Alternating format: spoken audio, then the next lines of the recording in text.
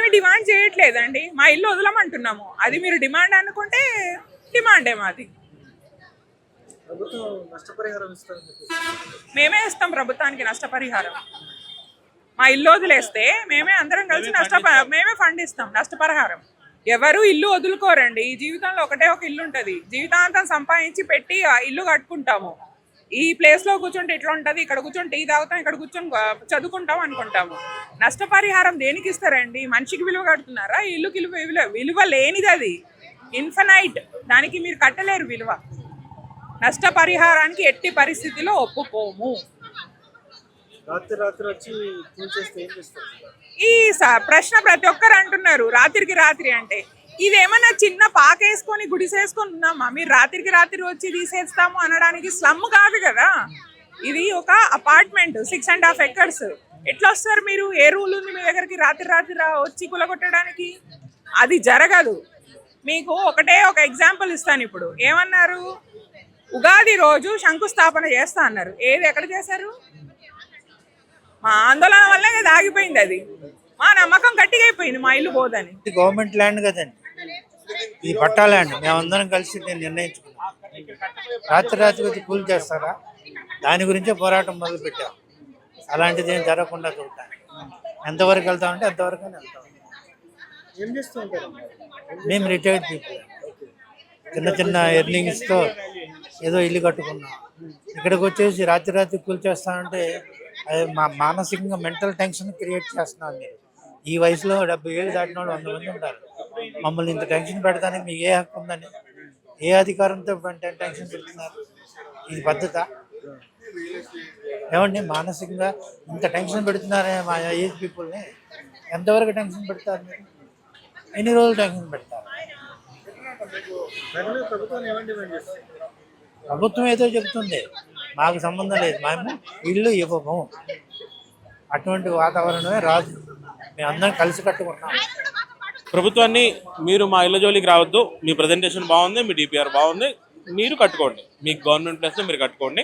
So CM గారు ఏదైతే అన్నారో దీని వాల్యూ 0 అని, 0 ప్లేస్లో మీరు ఎలా కమర్షియల్ బిల్డింగ్ కడతారు? సో దాని వాల్యూ కూడా 0 అయిపోతుంది కదా. సో కాబట్టి దీని జోలికి రాకండి.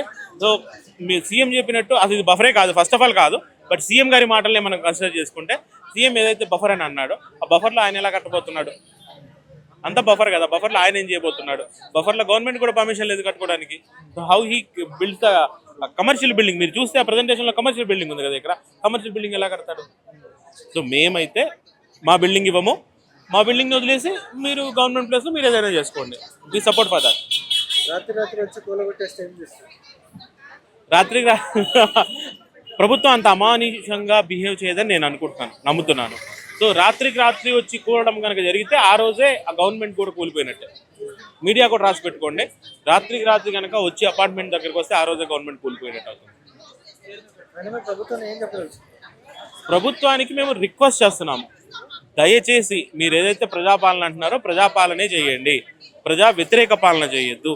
ఇంతమంది ప్రజలు వ్యతిరేకిస్తున్నారు కాబట్టి మీ నిర్ణయాన్ని వెనక్కి తీసుకొని మా బిల్డింగ్, మాకు ఇచ్చిన ల్యాండ్ ఎక్విజిషన్ నోటీస్ని బ్యాక్ తీసుకోండి. మా బిల్డింగ్ మేము ఇవ్వము, మీ గవర్నమెంట్ ప్లేస్లో మీరు కట్టుకోండి. मधु पार्क बी ब्लॉक में मधु पार्क में मैं लास्ट 15 ईयर से रह रहा हूँ, 14 ईयर से।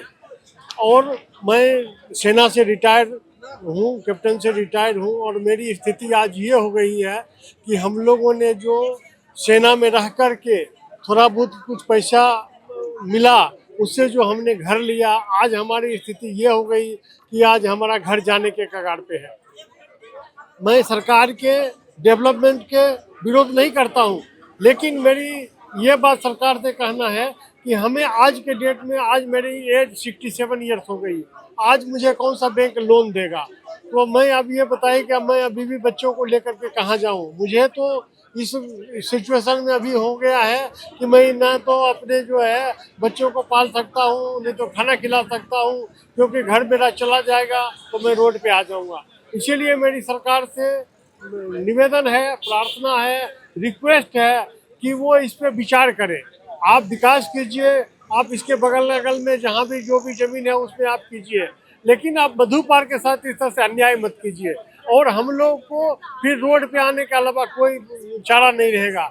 हम लोग यहाँ पे जो भी अभी जितने भी हैं, कम से कम यहाँ पे 55 जो है आर्मी के रिटायर्ड सोल्जर है। यहाँ पे जितने भी हम जो सुबह शाम मिलते हैं, यहाँ पे जो सीनियर सिटीजन है वो रहने के लिए, शाम में घूमने के लिए यहाँ पे वॉकिंग ट्रैक पे मिलते हैं, वॉकिंग का जगह है। तो इससे अच्छा जगह नहीं मिल सकता है। आप बताइए 5 किलोमीटर के इलाके में ऐसा 100 फीट के रोड के ऊपर में कोई ऐसा लोकेशन है? सरकार को इस बारे में सोचना चाहिए कि हमें जो है इस तरह से हमारे घर को बेघर मत करे। इसलिए मैं इस लास्ट उसमें रहूंगा कि लास्ट मेरी जान तक चली जाए, तब तक मैं एमपीआर को छोड़ने वाला नहीं हूँ। जय हिंद, जय भारत। 13 ఏళ్ళ నుంచి ఉంటున్నాము. మేమిద్దరము రిటైర్డ్ పీపుల్. మాకు వచ్చిన రిటైర్మెంట్ బెనిఫిట్స్ బట్టి ఈ ఇల్లు కొనుక్కున్నాం. రోడ్డుకి దగ్గర మాకు ఇక్కడ హాస్పిటల్స్ లేకపోతే మాకు కావాల్సిన మార్కెట్ అంతా దగ్గర ఉంటుందని కొనుక్కున్నాం. ఇప్పుడు సడన్ గా ఇల్లు పోతాయంటే మా పిల్లలు కూడా మా దగ్గర ఉండరు. మేము ఎక్కడికి వెళ్తాము ఈ ఏజ్లో? మాకు ఎక్కడి నుంచి వస్తుంది? రాత్రి వచ్చి కూలగొడితే మా మీద నుంచి బుల్డోజర్స్ వెళ్తాయి. మేమైతే ప్రాణానికి తెగించి మా ఇల్లు మాకు కావాలి. నష్టపరిహారాన్ని మేము నమ్మము. ఆయన ఎలక్షన్లు ఇచ్చిన హామీలే లేదు. ఏ విధంగా నష్టపరిహారం ఇస్తారమ్మా? నష్టపరిహారం మాకు వద్దు, మా ఇల్లు మాకు కావాలి.